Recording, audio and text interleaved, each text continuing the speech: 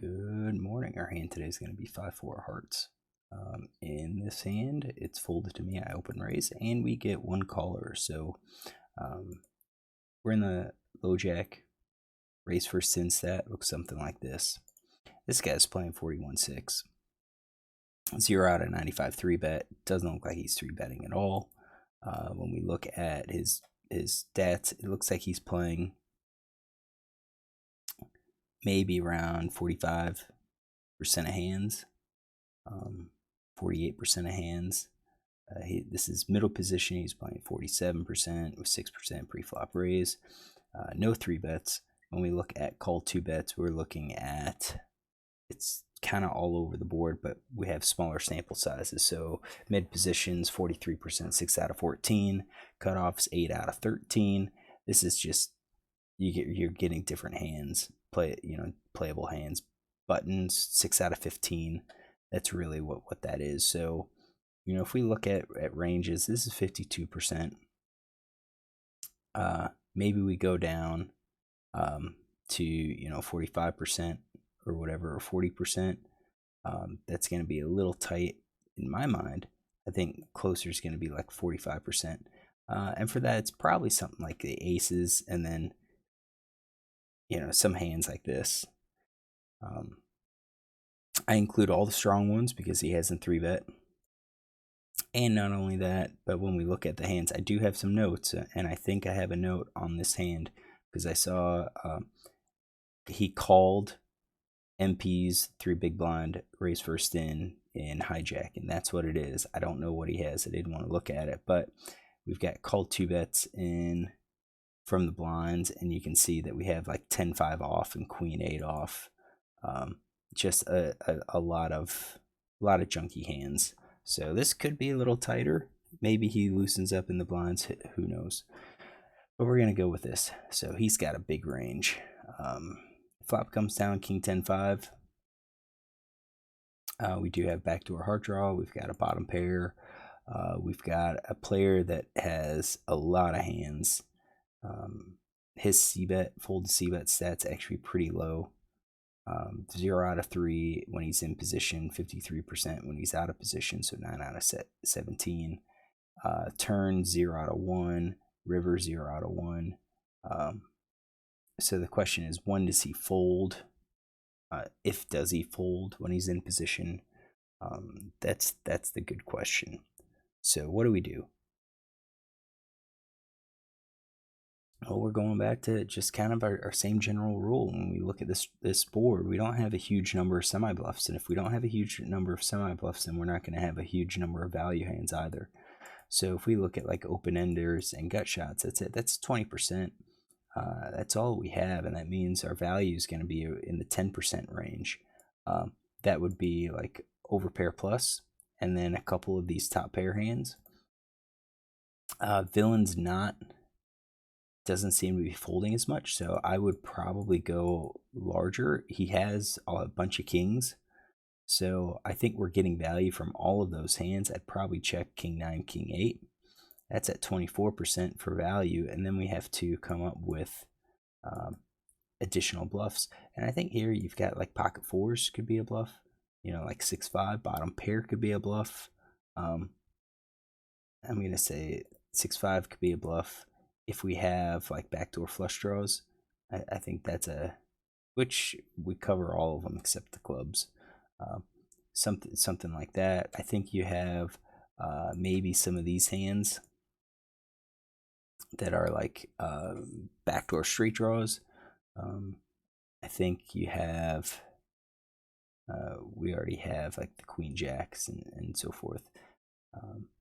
Probably I'd leave the 10s as somewhat value range. So I think that's, or not value, but bottom pair, we're going to add those as checks. Probably like a check call hand. Same thing, we'd have like king 9, king 8 as check call. And I think I'd be afraid to kind of bet all of these, but I think we do. I think we need to. So we're looking at like 62% c bet. which is probably a little high, but villain has a much wider range than we do.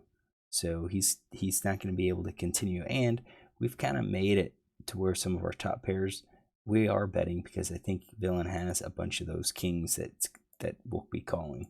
So what do? I bet half pot. That's probably appropriate. Maybe a quarter pot. Maybe a quarter pot. I have 75. Okay. So half pot bet. I can't imagine.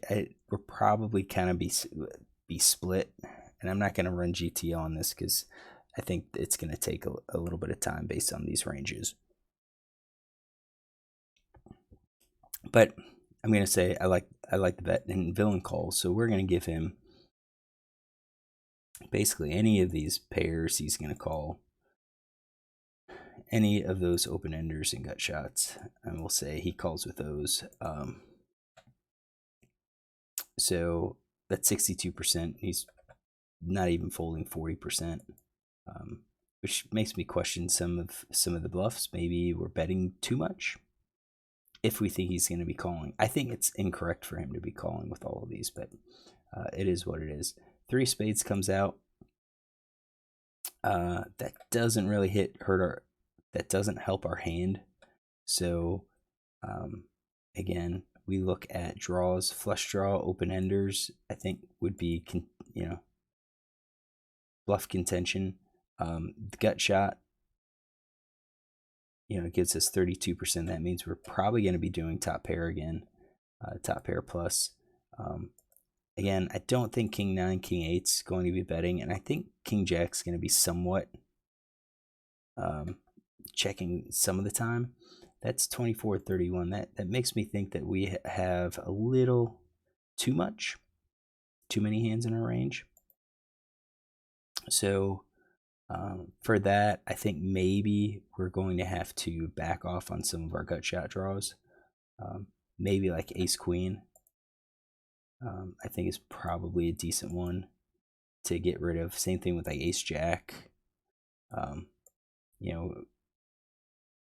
Well, we get rid of ace queen, we're pretty good here at that point. Maybe like leave ace queen as a check.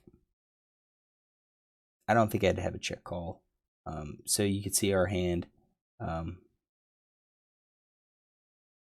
We do have bottom pair. I don't think we should be betting this. So I like the check that I made, and villain checks behind. Ooh, hold on. Did I do that? I didn't. There. That's gonna change things a bit. Let's go back and redo this.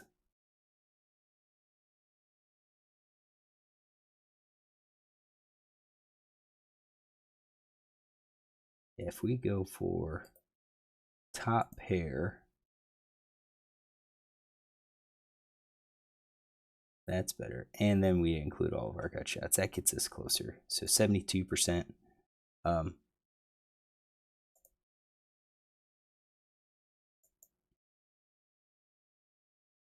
Yeah, that would be our betting range. But we checked.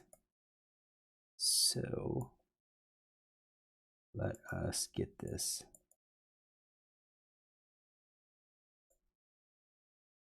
I think once we check, our hand becomes a little weaker. Villain's also checking. I don't get the impression that he is super aggressive. He does dunk. So I think at this point, I'm going to exclude a set and 2 pair. I would assume he would bet. I think I'm going to leave in the over pair.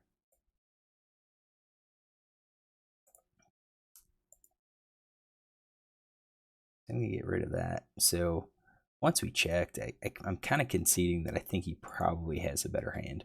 2 hearts comes out. It goes check, check. What do we have? I think with our range, we're just checking, and we're going to have to probably call with some of those pairs just to bluff catch. I mean, that I think would be GTO. but I think we're going for our check.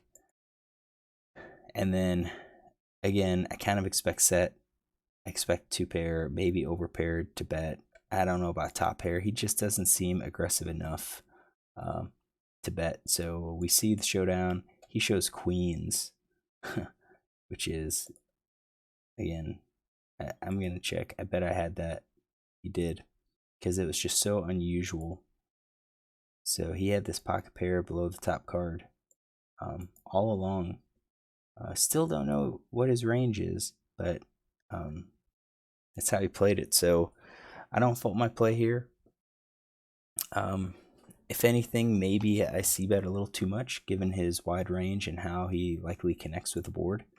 So I'm going to go back to here. We had it at 62%. Maybe this is going to be something that we have to slow down a bit. So sometimes check our sets. So if we kind of take out a king and we take out tens, use those somewhat as check raise, or at least tens maybe as check raise. Fives, we can lead. You can see that we're decreasing our bets. 2-pair, I kind of feel like we would be betting. Overpair is probably a bet. Maybe it's these top pair hands that we start cutting down. So maybe ace king we bet, but king queen, king jack we don't. That gets us 10%, and then we're down to reducing some of our frequency. So open ender and gut shot, that's 26%. I think we should probably add one more. So maybe king queen suited.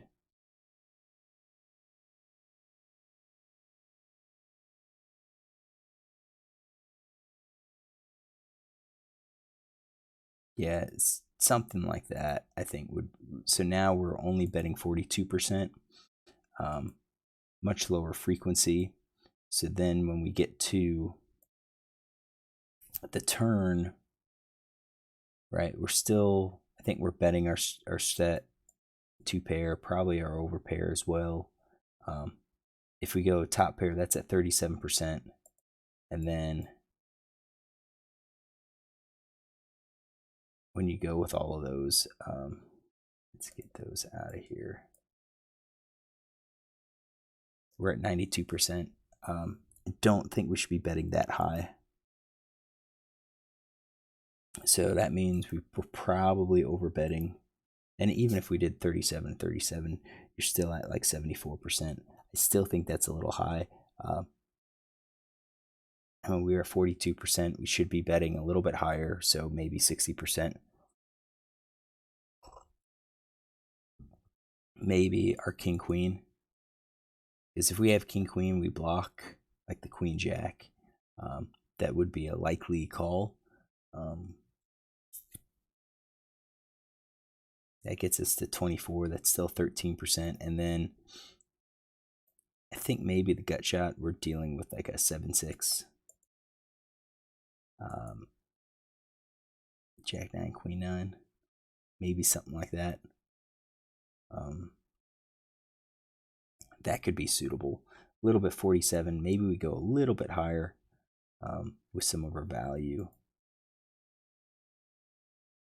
But